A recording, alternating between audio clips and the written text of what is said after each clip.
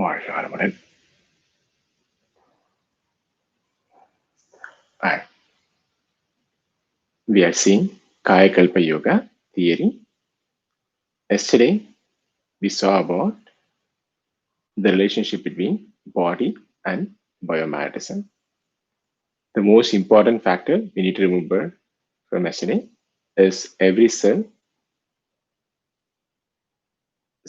the role of every cell in our body is to absorb energy and excrete the waste from the inputs. And to do that work, the currency the body spends, the energy, the fuel the cells in the body spend, we are going to call it as biomagnetism. So biomagnetism is the energy currency of the body. That much we are saying. And the body is held together by the polarity of this magnetic field. If this polarity is changed, or if the intensity of the field going through the body, if that is hindered, we saw that is causing pain. And if it continues to stagnate, it causes disease. This much we saw yesterday. Today, we'll see the relationship between mind and energy, mind and biomagnetism. We'll see this as 3 layers. Okay. For the sake of simplicity, I'm going to classify the mind functions as whatever functions through our sense organs as outer mind. And then from based on what we had sensed, it stores in our brain and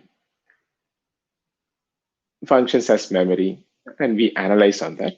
I'm going to call it as middle mind. And deep within, from the energy level, we function it as an inner mind. We'll first look at the outer mind.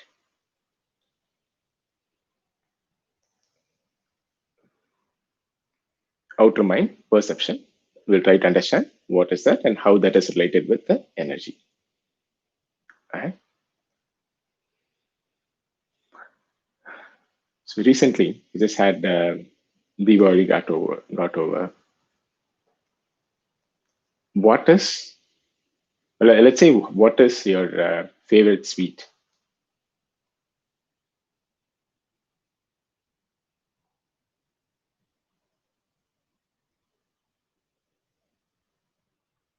Jalebi, awesome. Right. Did you had jalebi for Diwali?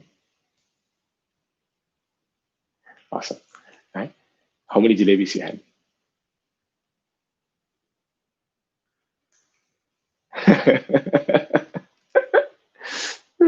Let's say when you try to have jalebi, how taste should be sweet, right? Jalebi will be very sweet.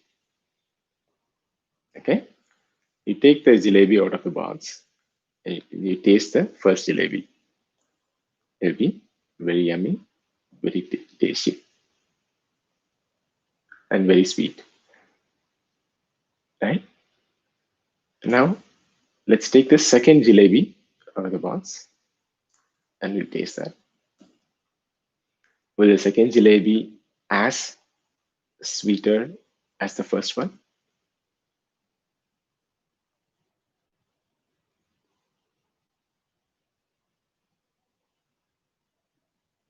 It will be more sweeter or the same sweet?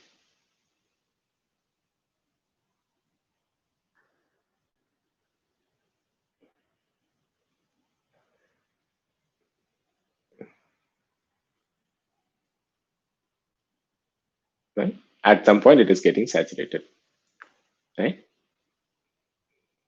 We are getting saturated. So that's why the fifth jalebi is not as sweet as the first one. The sweetness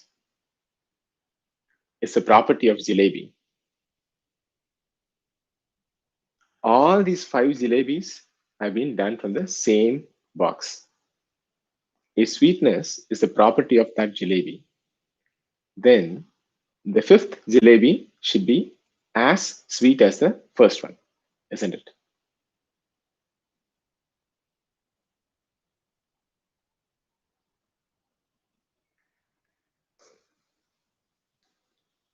Definitely, there is a change. We agree that. The sweetness is the property of the mouth. It's still the same mouth, same time. Then the first jalebi and the fifth jalebi should be as sweet as the same, right? In this process, what happened then? Then what is sweetness then? The taste that we perceive from the jalebi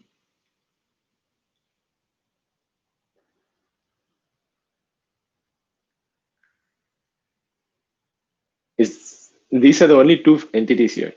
One is the mouth and tongue, other is the jalebi. If sweetness is neither the property of the two, what is it then, friend?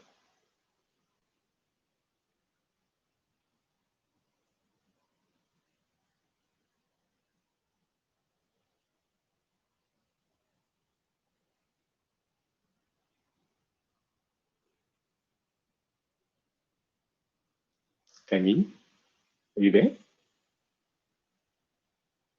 So that means, apart from the jalebi and the mouth, there is some other entity in there which we are not aware of. Okay, let's understand what is that and get a clear understanding of it.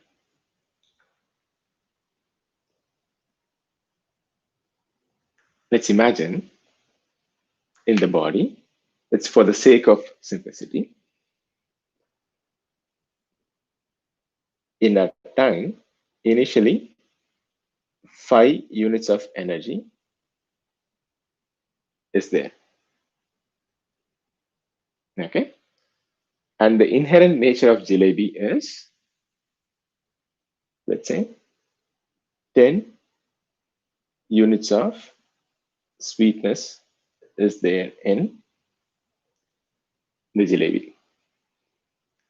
The property of jalebi is the sweetness in it is having 10 units of energy or biomagnetism.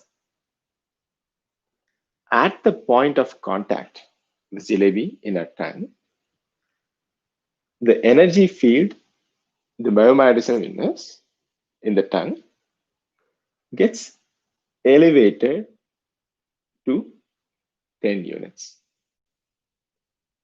From 5 to 10, it gets elevated. Have you seen U-tubes? A tube like a tube U in structure. If you pour water in one side, the water on both the sides of the U, it will find its level. If you pour water here, it will settle down at the same level. It's a very natural property called specific gravity. Everything finds its balance. So the energy field in the sweet jalebi, due to its specific gravity principles, due to its interaction in the energy field with the tongue, the energy inside our body, it gets elevated to match that to 10 units, right? That increase, that change, the elevation in that energy is what we are perceiving as sensation of taste. Is that clear?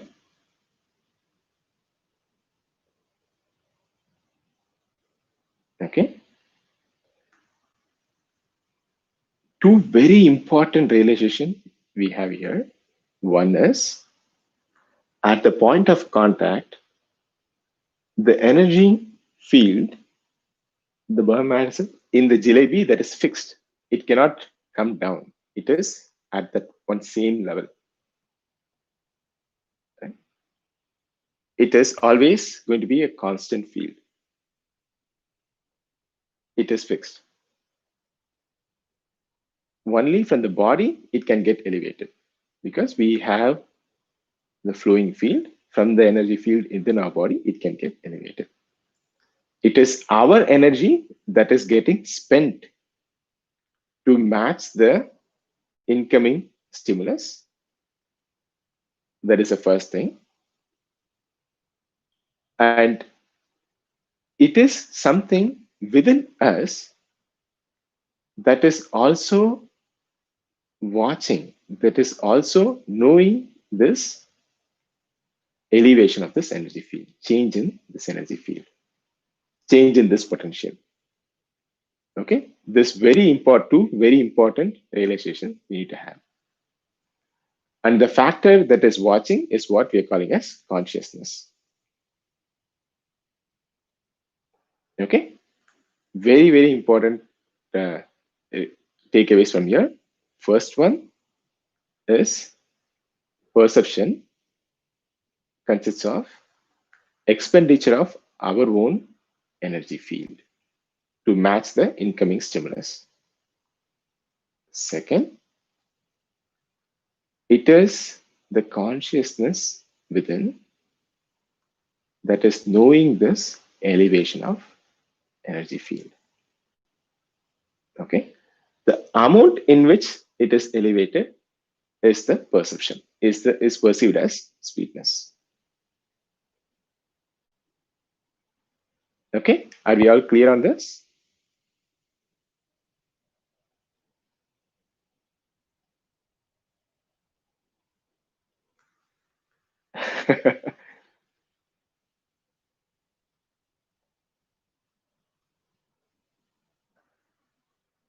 Any other? Let's come into that. So what happens? The first jalebi, we are excited to 5 units. After that, the default level in our tongue has raised to, let's say, level 7. Now, once again, the second jalebi, the elevation is only 3 units. So the second or third jalebi is only 3 units sweeter now, not 5 units sweeter. And at the fifth jalebi, we are in par with what is the original level of jalebi. So we don't even feel sweetness there because there is no elevation happening. But we know that there is some sensation going on, but it is not feeling sweetness. The consciousness is functioning, but there is no elevation of energy. There is no conversion of biomagnetism there. Hence, we don't feel the sweetness at all there. Okay? Is that clear?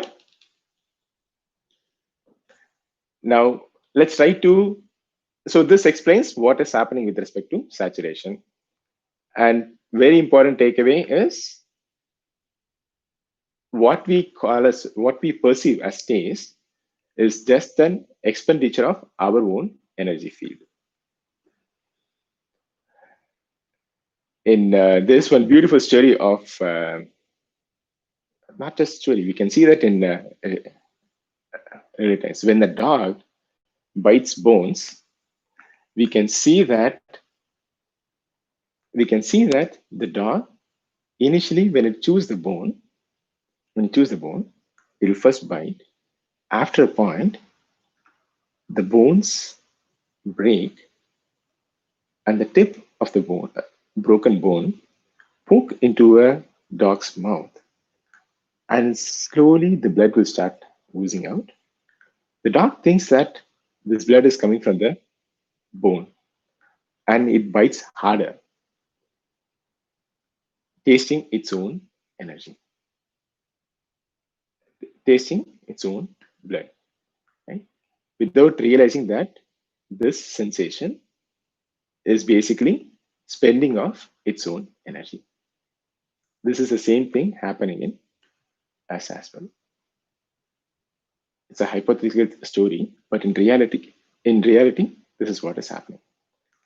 Our sense of perception is nothing but our expenditure of energy. One very first thing. And it is us that is knowing that there is a change in energy, which is what is our consciousness. The consciousness within us is what is knowing that there is a change in energy, resulting in perception. The same thing holds good for all our sensory perceptions. Okay. One little, the elevation of energy we can easily map. One, it might be a little difficult to understand this consciousness factor. Let's go a little deeper to understand what is consciousness here.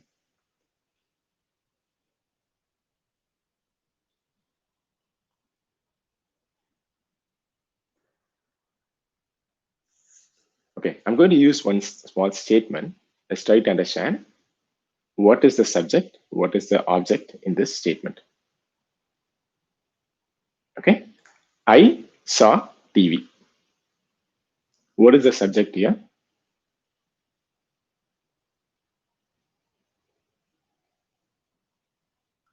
I. What is the object? TV. Right? So what subject means here? The verb is saw or watch. I watch TV. What is the subject? What does subject means? The one that is performing the action, watching. Object is something on which the action is performed. Right? I watch TV. Okay, the one who is performing the action is subject. The one on which the action is performed is the object. Okay, now let's do a small thought experiment. While at this point of time, can you notice what thoughts are going in your brain, in your mind?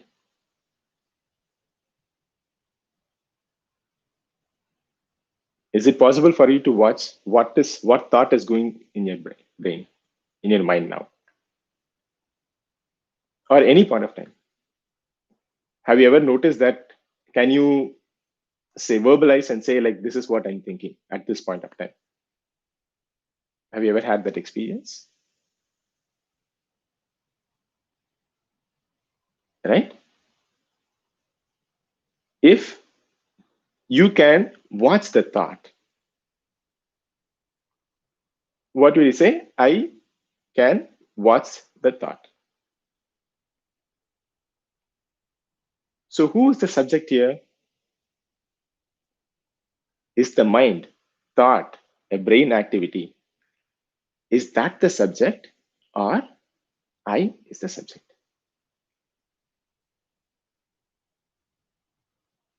The one that is watching, who is performing that verb, that action within us, that is the subject, right?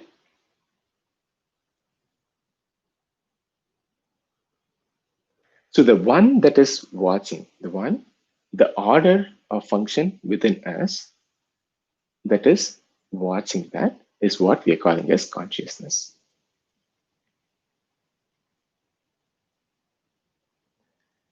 The order of function, the one that is watching the conversion of energy, the elevation of energy within us. That is what we call it as consciousness. So perception is just nothing but two factors. One, the first one is elevation of this energy field. The second one is knowing this expansion, knowing this expense, knowing this conversion. watching that conversion.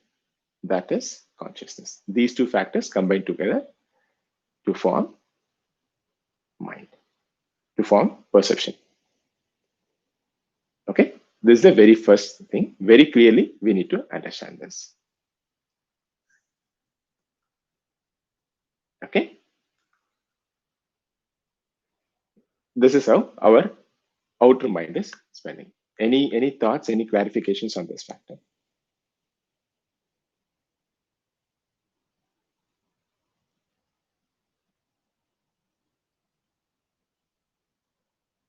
Okay, I take it as we understood it very clearly.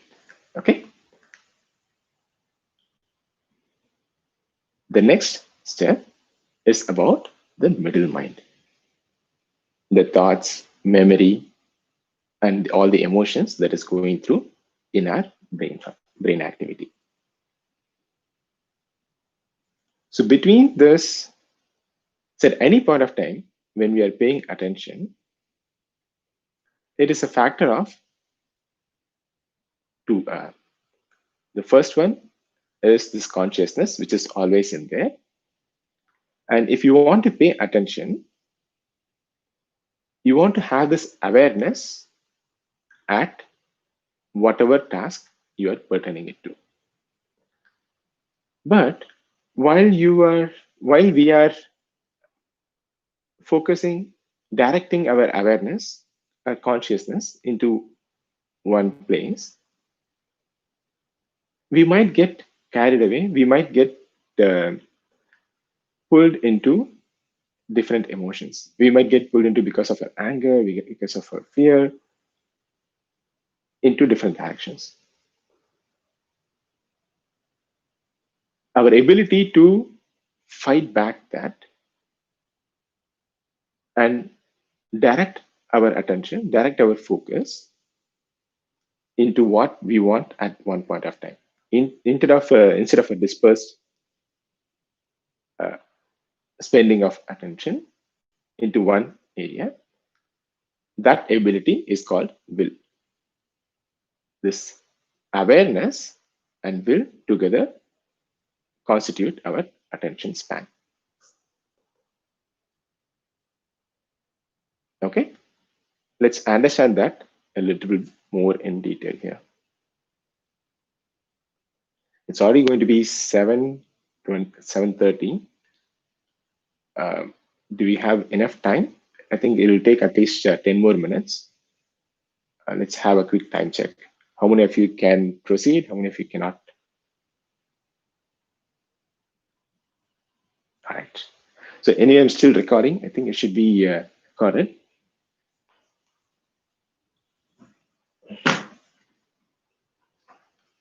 Even if one person is there, let's continue. All right. So let's assume that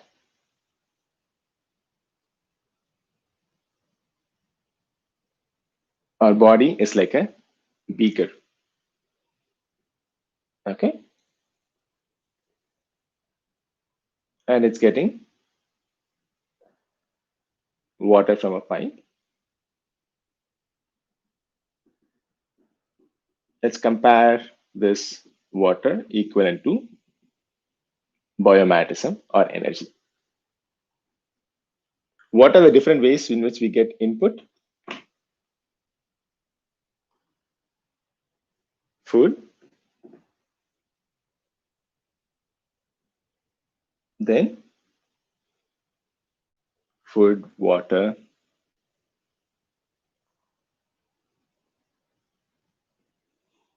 These are the two major aspects.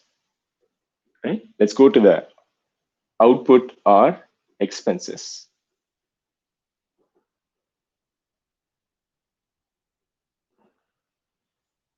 These are the incomes, these are the expenses.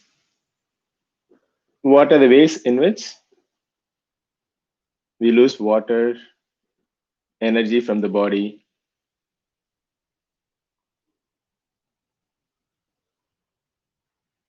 Physical activity.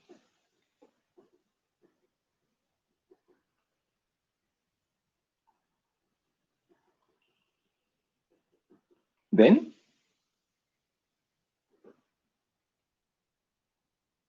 if you say physical activity, the next one is mental activity. Mental activity, we can say as thoughts,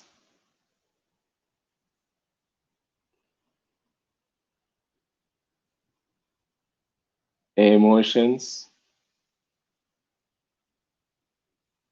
perceptions.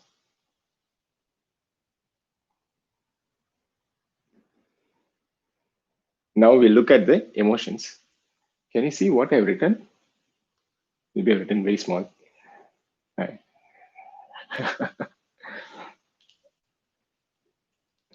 Okay. All right. Now we'll talk about the emotions. Okay.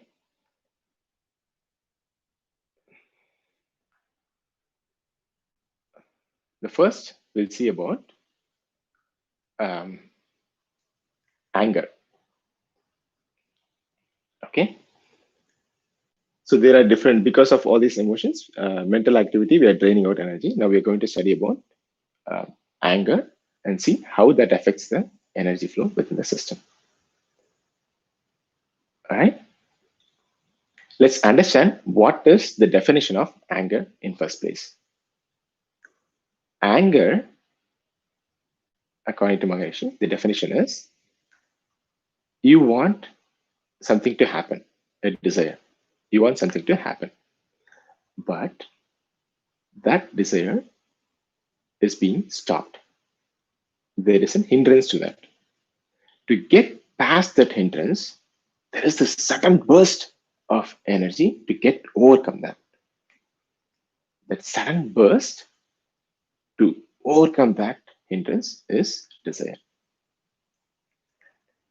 If we say in terms of energy here, in this beaker, there is this sudden burst resulting in whatever is energy is stored in this beaker at test for a brief second. It just bursts open and whatever is stored there spills out. This sudden burst is called as anger.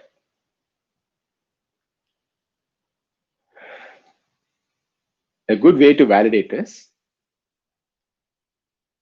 when you get angry, have you noticed what happens in your head or chest? You will notice that the head is getting heated up, or body getting heated, right? It's not rise of energy levels. It is sudden expense of energy levels, energy going out of the body.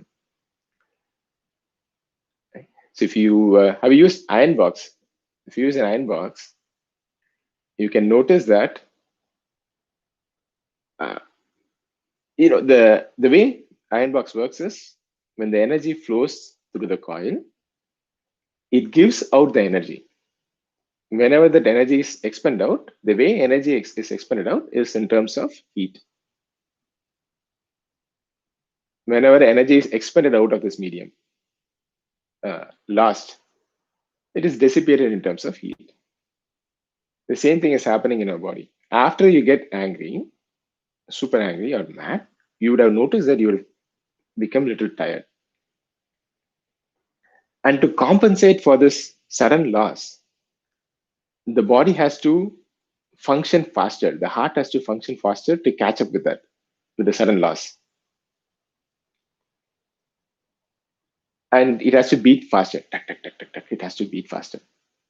That is what is happening when we get angry. If you notice even little clearly, this energy, we saw that is required to run this body. It's a life energy. It's required to make the body function. So in essence, what is happening when we get angry? We are committing a small suicide. This is what Thiruvalluvar used to say this. Sinam inum சேர்ந்தாரை கொல்லி. இனம் எனும் ஏம புனையச்சிடும். Meaning, anger kills the one who has it, and also all the relationships that he is associated with, isn't it? So, what is the takeaway from here?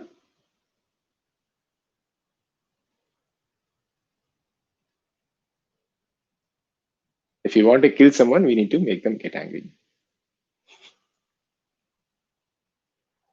Right? Or in essence, that was in a lighter note. Whenever we get angry, we are killing ourselves, isn't it? When we get angry, we are killing ourselves.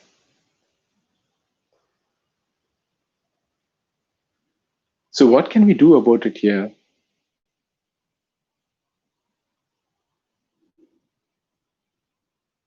Do you agree with this so far?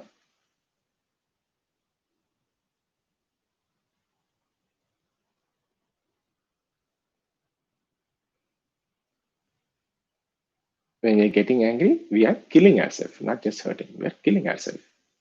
Because this energy is what is required to make the lungs, heart, and kidney, everything to function. When in a sudden burst, whatever we had, if that is gone out, you don't have enough energy to make these visceral organs to function, right? So we are kind of committing a small suicide there. So what can we do here? Is we need to do something about it at least.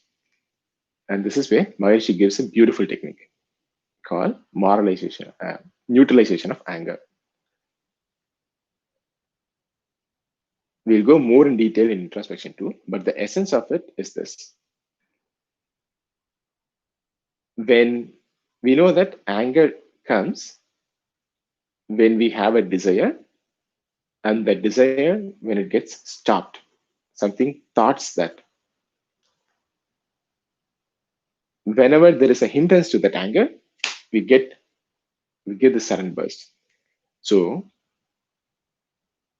all we need to know is whenever we feel like getting angry, we just need to spend our consciousness and watch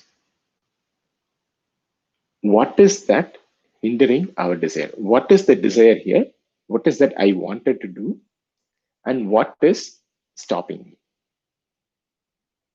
See, you expected something to happen, but something is not happening as you expected. You want somebody to do something, you expected something to do, but it is not happening. So we burst it out. So, what is the expectation? What is the desire? And what is stopping it? That's a very first step. Once we realize that, then we can think about or devise a way to remove that, either to remove that hindrance or to question ourselves whatever we are expecting is valid or not. Okay? It's a very simple aspect. So, in most of the times, once we get into this understanding, what is the expectation we have here and what is the hindrance, we will automatically find a way to make sure that we communicate our expectations clearly to whoever is not doing it. That will automatically happen most of the times once we realize this two aspects. Okay, so this is one major way in which we are losing our vast reserves of energy. The other factor is we have a small, tiny leakage of energy in terms of worries. In Tamil, there is a beautiful name for this word called kavalai. Does anyone know what is another meaning for kavalai? The etymology of this word? Those who know Tamil probably will know it.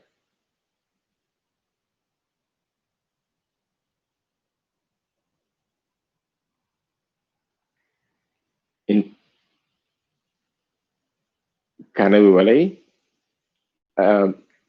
That is one way. Initially, that is the way how Maharishi explains it. But even before that, the etymology, how this word was coined. In long time back, or 100 or 200 years back, when there is enough water flowing through our rivers, the way how farmers used to take water out of the well is they'll put a plank on top of the well. They'll stand in between, on top of it. If they lean one side, other side there will be a bucket. Other side, one side there will be a bucket. One side there will be a stone. If they lean and bend down, lean other side, the bucket will go inside, dip into the water. When they come back, the water inside the bucket will come out and go into the fields. Right? Kavalai. The device is called Kavalai, meaning a device to effortlessly transfer water out of the well. That is called Kavalai. And since the same thing happens with worries as well, they started using the same word. A device to, a means to effortlessly transfer energy out of the body is what is a worry. Is the meaning of worry. A means to effortlessly transfer energy out of the body or spend energy out of the body. At least in anger, you know that you are getting angry. But in worry, you had a desire, but the desire is not getting fulfilled. You expected something to happen, but the expectation is not happening anymore. Either because of the time or the other person did not understand. So you keep seeking, why is not happening? Why is this not happening? And you're spending numerous thought cycles, your energy, to expecting that to happen. Let it happen, let it happen, let it happen. Why is it not happening? That is what is worry. Without even us knowing, silently we are leaking out energy. So what we should do here, once we realize that it is worry is in essence the expenditure of energy. Silent worry in essence is a desire not getting fulfilled. Once we realize that, we will step back and seek whether whatever we are seeking to happen, is it worth it? Very first step. We'll moralize the desire. Very first step. If that is worth it, then we'll see what kind of action. Are we taking enough action steps in our effort, within our control? Am I taking the rough steps to fulfill that? Even if I take enough steps, there are so many other factors that need to contribute to have this happen. Is that all are happening or not? We'll get that understanding. Once we realize that, we will not be super worried. At least we realize that there is an expectation. And we'll focus on spending our actions instead of just expecting something to happen. Okay. The trade-off here is very detrimental to our well-being. By just worrying, continuing to expect more and more and more, we are again killing ourselves silently. Without even us knowing, we are getting tired soon and worried. Quite often we would have noticed this while we have been gone to work. While there will be times, there will be days when at office, at work, we'll be having some delivery or deadline coming up. More than the effort which needs to be put in for that, our anticipation that I need to finish this before this time, I need to finish this before this time, that rush, that worry to do that activity, that worry to fulfill. That itself drains us and makes us a little bit more tired. Right? So let's just be thoughtful and conscious of these two aspects, worry and anger.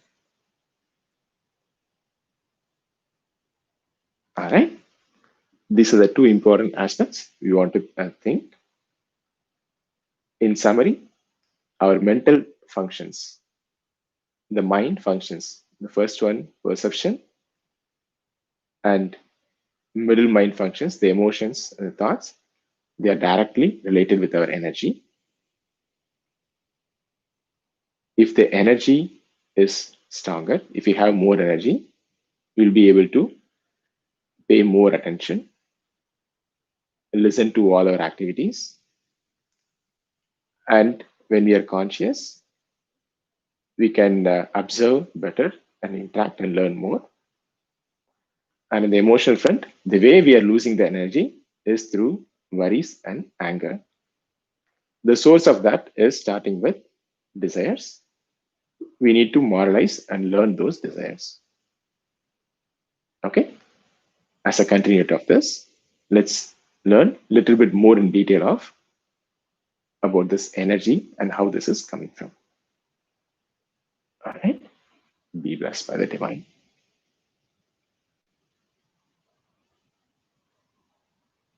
Any other questions?